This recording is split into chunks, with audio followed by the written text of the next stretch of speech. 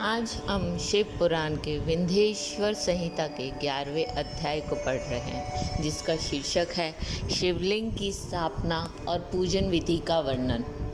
ऋषियों ने पूछा, सूत जी, शिवलिंग की स्थापना कैसे करनी चाहिए तथा उसकी पूजा कैसे, किस काल में तथा किस द्रव्य द्वारा करनी चाहिए। सूत जी ने कहा, महर्षियों, मैं तुम लोगों के लिए इस विषय का वर्णन करता हूँ। इसे ध्यान से सुनो और समझो। अनुकूल एवं शुभ समय में किसी पवित्र तीर्थ में, नदी के तट पर, ऐसी जगह पर शिवलिंग की स्थापना करनी चाहिए जहाँ रोज पूजन कर सके। पार्थिव द्रव्य से, जलमय द्रव्य से अथवा तेजस द्रव्य से पूजन करने से उपासक को पूजन का पूरा फल प्राप्त होता है। शुभ लक्षणों में पूजा करने वाले पर यह तुरंत फल देने वाला है। जल प्रतिष्ठा के लिए छोटा शिवलिंग श्रेष्ठ माना जाता है। अचल प्रतिष्ठा हेतु बड़ा शिवलिंग अच्छा रहता है। शिवलिंग की पीठ सहित स्थापना करनी चाहिए। शिवलिंग की पीठ गोल, चकोर, त्रिकोण अथवा खाट के पाए की भांति ऊपर नीचे मोटा और बीच में पतला होना चाहिए। ऐसा लिंग पीठ महान फल देने वाला होता है। पहले मिट्टी अथवा लोहे से शिवलिंग का निर्माण करना चाहिए। जिस द्रव्य से लिंग का निर्माण हो, उसी से उसका पीठ बनाना चाहिए। यही अचल प्रतिष्ठा वाले शिवलिंग की विशेषता है। चल प्रतिष्ठा वाले शिवलिंग में लिंग व प्रतिष्ठा एक ही तत्व से बनानी चाहिए। लिंग की लंबाई स्थापना करने वाले मनुष्य के 12 उंगल के बराबर होनी चाहिए। इससे काम कम होने पर फल की भी कम प्राप्त होता है, परंतु 12 उंगल से लंबाई अधिक भी हो सकती है। जल लिंग में लंबाई स्थापना करने वाले के 1 अंगुल के बराबर होनी चाहिए, उससे कम नहीं। यजमान को चाहिए कि पहले वह शिल्प शास्त्र के अनुसार देवालय बनवाए तथा उसमें सभी देवगणों की मूर्ति स्थापित करे। देवालय का गर्भगृह सुंदर, सुदृढ़ और स्वच्छ होना चाहिए। उसमें पूर्व और पश्चिम में 2 मुख्य द्वार हों। जहाँ शिवलिंग की स्थापना करनी हो, उस स्थान में गर्त में नीलम, लाल वटेहू, श्याम, मरकट, मोती, मूंगा, गोमद और हीरा, इन 9 रत्नों को वैदिक मंत्रों के साथ छोड़े। 5 वैदिक मंत्रों द्वारा 5 स्थानों से पूजन करके अग्नि में आहुति दे और परिवार सहित मेरी पूजा करके आचार्य को धन से तथा भाई बंधुओं को मनचाहा वस्तु से संतुष्ट करे। याचकों को स्वर्ण, गृह एवं भू संपत्ति तथा गाय आदि प्रदान करे। स्थावर जंगम सभी जीवों को यत्न पूर्वक संतुष्ट कर एक गड्ढे में सुवर्ण तथा 9 प्रकार के रत्न भरकर वैदिक मंत्रों का उच्चारण करके परम कल्याणकारी महादेव जी की ध्यान करे। तत्पश्चात नाद घोष से युक्त महामंत्र ओंकार का उच्चारण करके गड्ढे में पीठ युक्त शिवलिंग की स्थापना करे।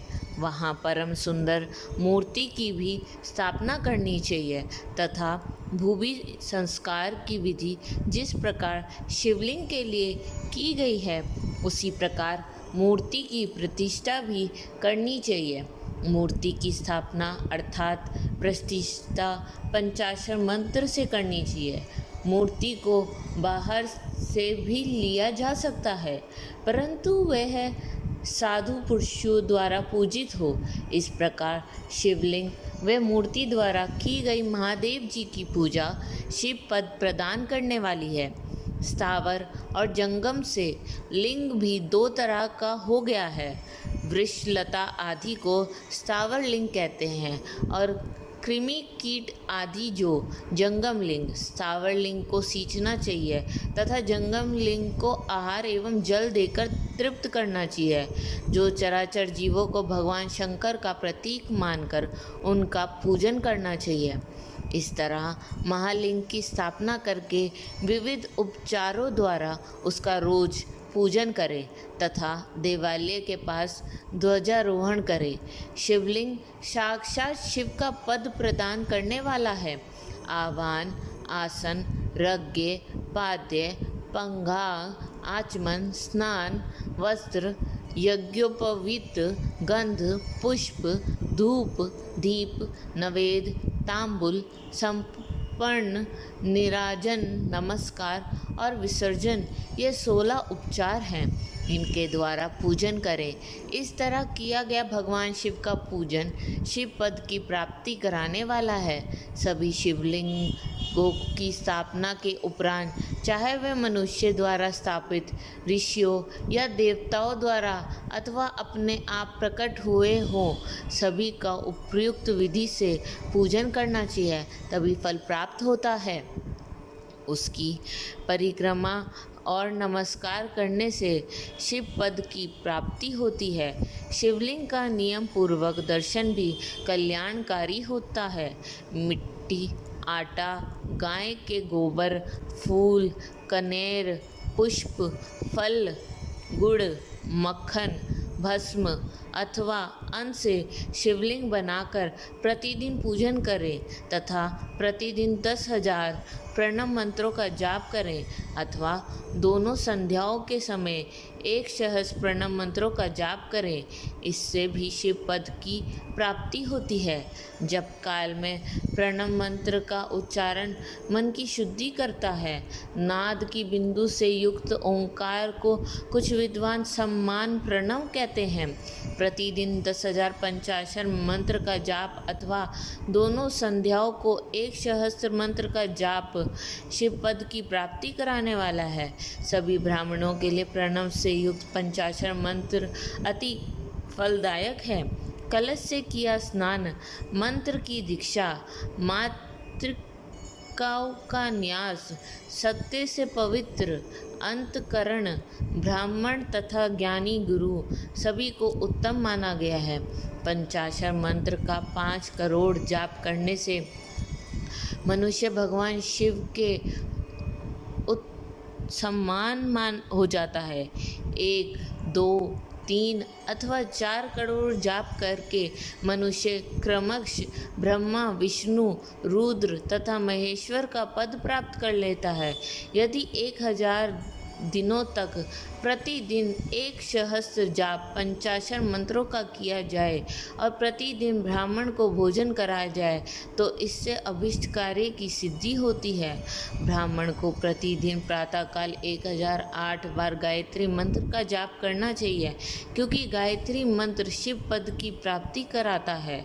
वेद मंत्रों और वैदिक सूक्तियों का भी नियम से जाप करें।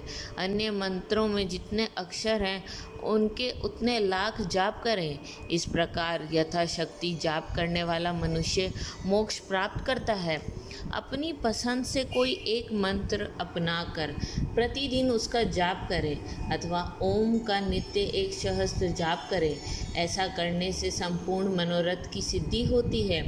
जो मनुष्य भगवान शिव के लिए फुलवाड़ी या बगीचे लगाता है तथा शिव मंदिर में झाड़ने बुहारने का सेवा कार्य करता है, ऐसे शिव भक्त को पुण्य कर्म की प्राप्ति होती है। अंत समय में भगवान शिव उसे मोक्ष प्रदान करते हैं। काशी में निवास करने से भी योग और मोक्ष की प्राप्ति होती है। इसलिए आमरण भगवान शिव के क्षेत्र में निवास करना चाहिए। उस क्षेत्र में स्थित बावड़ी, तालाब, कुआं और पोखर को शिवलिंग समझकर या स्नान, दान और जाप करके मनुष्य भगवान शिव को प्राप्त कर लेता है। जो मनुष्य शिव के क्षेत्र में अपने किसी मृत संबंधी की दशा, मासिक श्राद्ध अथवा वार्षिक श्राद्ध करता है अथवा अपने पितरों को पिंड देता है, वह तत्काल सभी पापों से मुक्त हो जाता है और अंत में शिव पद प्राप्त करता है। लोक में अपने वर्ण के अनुसार आचरण करने व सदाचार का पालन करने से शिव पद की प्राप्ति होती है। निष्काम भाव से किया गया कार्य अभीष्ट फल देने वाला एवं शिव पद प्रदान करने वाला होता है। दिन के प्रातः, मध्य और सायं 3 विभाग होते हैं। इनमें सभी को एक एक प्रकार के कर्म का प्रतिपादन करना चाहिए। प्रातःकाल रोजाना दैनिक शास्त्र कर्म, मध्य सकाम कर्म तथा सायंकाल शांति कर्म के लिए पूजन करना चाहिए। इस प्रकार रात्रि में 4 पहर होते हैं, उनमें से बीच के 2 पहर निशिथ काल कहलाते हैं। इसी काल में पूजा करनी चाहिए क्योंकि यह पूजा अभीष्ट फल देने वाली है। कलयुग में कर्म द्वारा ही फल की सिद्धि होगी। इस प्रकार विधि पूर्वक और समय अनुसार भगवान शिव का पूजन करने वाले मनुष्य को अपने कर्मों का पूरा फल मिलता है। ऋषियों ने कहा है, सूत जी, ऐसे पुण्य क्षेत्र कौन कौन से हैं जिनका आश्रय लेकर सभी स्त्री पुरुष शिव पद को प्राप्त कर ले? कृपया करके हमें बताइए।